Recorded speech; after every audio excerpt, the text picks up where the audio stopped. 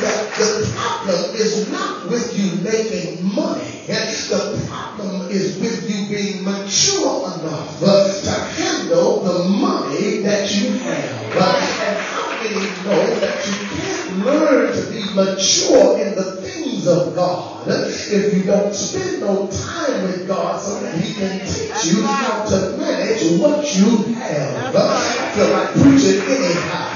Because if the Bible says that God gives to us everything we need, then it means that what we need is already in our possession. Let me see if I can make it clear. I remember as a lad of a boy, I would come up and my mother would tell me, go in the kitchen and fix something to eat. And I would go in, I would look in the cabinet, I would look in the refrigerator, I would look through the kitchen, and when I would come back, I would say to my mother, I'm sorry, Mama, I didn't see nothing in there to eat. And my mother would throw back the covers, put on her house coat, tie it up, and walk in the kitchen, and 15 minutes later, she put a full-course meal on the table where I didn't see nothing in the kitchen. She went in there and made a full-course meal. When somebody say, that's when you know that you're working with the Almighty. Let me show you this. And the second thing I want to show you is this, is that this man was clothed in purple, which means, y'all, that this man was more concerned with his image for the people on the outside than he was concerned with his image before the God of his salvation.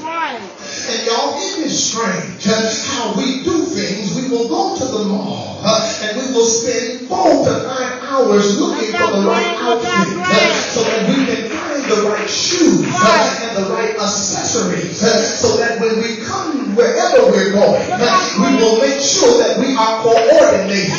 But how many people will understand that even though you spend that kind of time in the mall, you get mad when church holds over 2 hours, not realizing that you have spent more time in the mall than you have with God, who is your keeper. I feel like preaching anyhow. Anybody that can sit in a chair for 8 hours and got 2 people working on their head, trying to get to try millions or try billions or whatever you want to call it, and then won't show up to Sunday school because you don't understand that you better have your hair looking right and your soul tight with the Lord. Stop your neighbor and tell somebody, no wonder this generation is falling apart, because you care more about your image on the outside than you care about your image before the all. It's going to be ugly in here after a while. Because like I say, if you put that kind of energy in your relationship with God, you'll be so much mature by now. Living on in a big house, in a big car, having all the money you need. And come to neighbors say, now you will become the leader and not the boss. Or I feel like preaching, you can sit as you want. Because if you spend that kind of time with God, God will teach you how to make your little much. Stop your neighbor and say, you got everything you need, you just don't know what to do with what you got. Oh, I feel like preaching. Y'all might as well pray for me because I'm feeling a thorn coming on. I want to show you this, and then I'll move on, because the third thing that I showed you is that this man fared sumptuously every day. In other words, he would invite all of his friends to sit down and have a banquet with him. And y'all watch this. He was really concerned about developing new relationships so that he had good influence with his society and the people that he knew. But y'all, here's the thing that I want to point out. Because while he's developing relationship with people, he should have been developing relationship with his God. Because if you know like I know, people are just as fake as the flowers that you put on your table. And they will change just like the wind. I don't know if I'm preaching to 3 people up there. Anybody looking to know that people will change on you. All you got to do is not do what they ask you to do. And they will change on you like the wind. But touch your neighbor and say, well, we got a God that won't change on you. Even when you mess up, he's still faithful. Even when you don't do what he said, he's still faithful.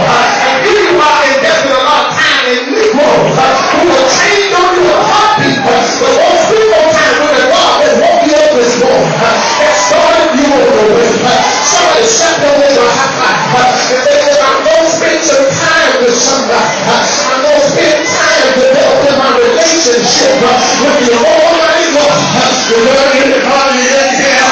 Let the get to your feet and just love your neighbor and tell somebody that I better spend some time to build my relationship with the Lord because He's the Lord that's been keeping me over the years. He's the one that's woke me up this morning. He is the one that's been making ways in the morning. He is the one that's kept me around right now. He is the one that's been putting food on my table. He is the one that's been giving me to and fro. He is the one that I was a head by your face. Slap your neighbor high five and say, He is the one that's been blessing me all my life. I never have faith in God. I never have faith in man. Because when I got faith in God, I will eat the one. I can go get a dealership and they will give me a new car. Not because I got money. They slap somebody high five and say, because I got favor. Somebody shout favor.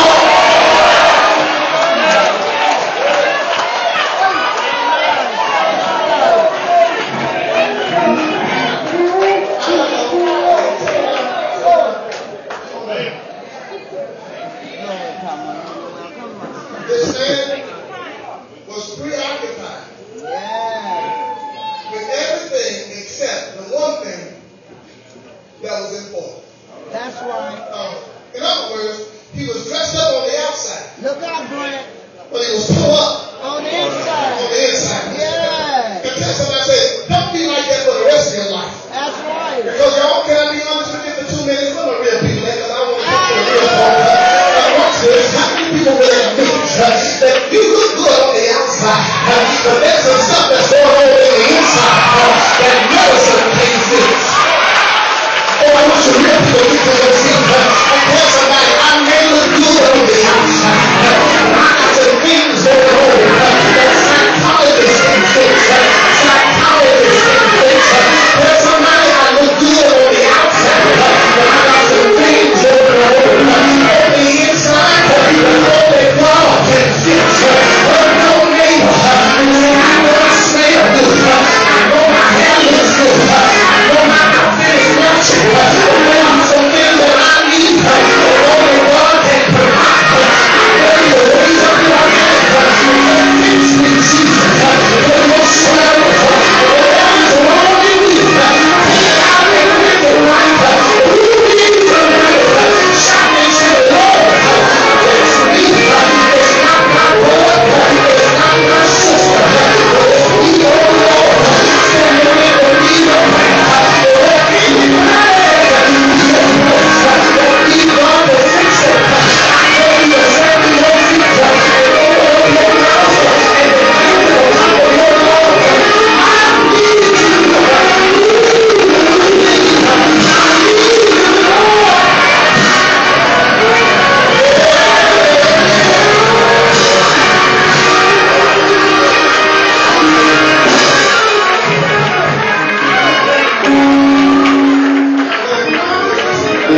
Because we got no food.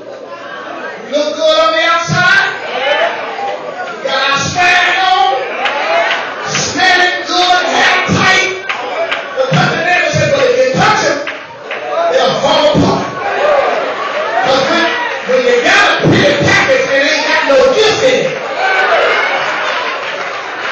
Ain't nobody gonna preach with me, but I come to talk about. Tell somebody, say, keep the package if there ain't no gift inside. And how many people have ever got a pretty package but didn't have no gift? So I wish I could talk to y'all again. I'm talking about the people you look up with. When they look good on the outside, but when you got it, you find out they were bitter and sour. I don't want to talk to people. I want to preach to the people that are listening. Tell somebody, I'm tired of bitter and sour people. I want some sweet people in my life. People that know how to love me for who I am. Your neighbor, tell somebody, Lord, help me. My time is running out. Tell y'all that's what it is. My time is running out. My time is running out.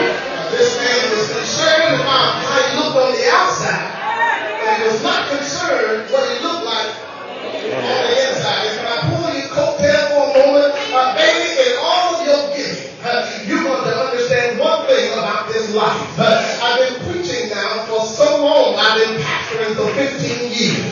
And the one thing that I've never seen, Shirley, I've never seen a U-Haul behind a trailer. Because I don't care what you gain in this world, you're going to leave it behind for people to fight over. And I tell somebody, and the only thing you're going to have when you see Jesus is your soul. And the question is your soul going to be right? So that when you stand before God, he ain't going to ask you if you drive a brand new car. He ain't going to ask you how much money you had in the bank. He ain't going to ask you how many outfits you had in the closet. All he wants to know is, did you know my son Jesus? And won't you let him change your life? Good.